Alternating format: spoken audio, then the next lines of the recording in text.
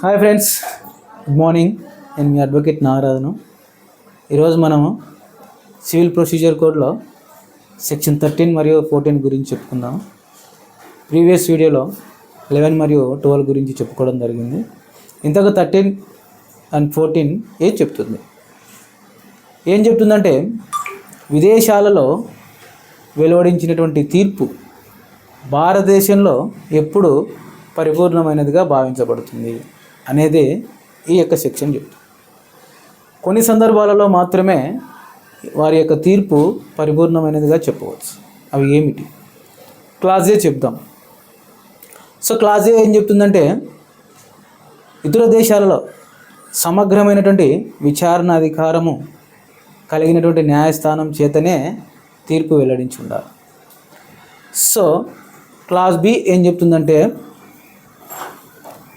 సరైన విచారణ జరిగి వాది ప్రతివాదుల యొక్క వాద ప్రతివాదనలను విని తీర్పు వెల్లడించి ఉండాలి.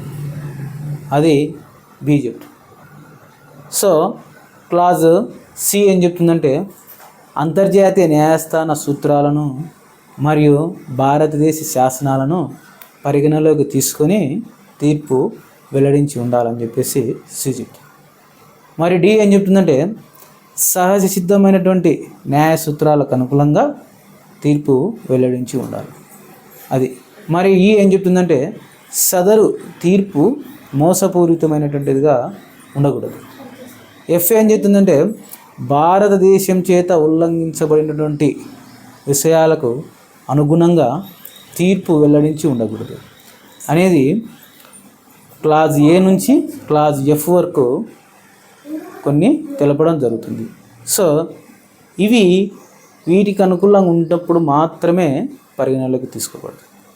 14 ఏం చెప్తుందంటే విదేశీ తీర్పుపై కొన్ని అవగాహన దొరుకుతుంది. అవి ఏమిటంటే ఫర్ ఎగ్జాంపుల్ ఇతర దేశాలలో విచారణ జరిగి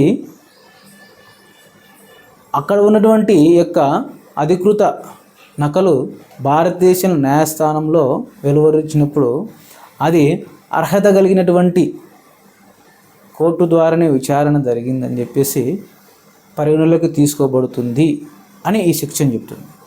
సో ఎగ్జాంపుల్గా ఏం చెప్తున్నానంటే భారతదేశంలో ఉన్నటువంటి ఇద్దరు వ్యక్తులు వివాహం చేసుకొని ఇతర దేశాలకు వెళ్ళింటారు. అక్కడ వారిద్దరికీ ఒక కుమారుడు జన్మిస్తాడు. ఆ కుమారుడు అక్కడ పౌరసత్వం కలిగి ఉంటాడు.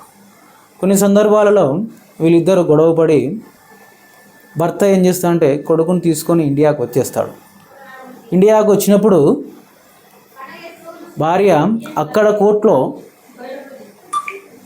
కేసు వేసింటారు. అప్పుడు అక్కడ జడ్జిమెంటు ఇచ్చినటువంటి తీర్పును భారతదేశంలో వేసినప్పుడు సరైనటువంటి అర్హత కలిగినటువంటి కోర్టు ద్వారా వచ్చింది కాబట్టి ఇక్కడ దాన్ని కంపల్సరీగా అమలుపరచాలా, ఆ అబ్బాయిని ఆమెకు పంపించాలి అనేది విచారణ అధికారం కలిగినటువంటి అర్హత కలిగిన న్యాయస్థానము అని ఈ యొక్క సెక్షన్ ద్వారా మనకు పూర్తిగా వివరించడం జరుగుతుంది. అది సెక్షన్ 13 మరియు 14 యొక్క ఉద్దేశం. Thank you friends, thank you.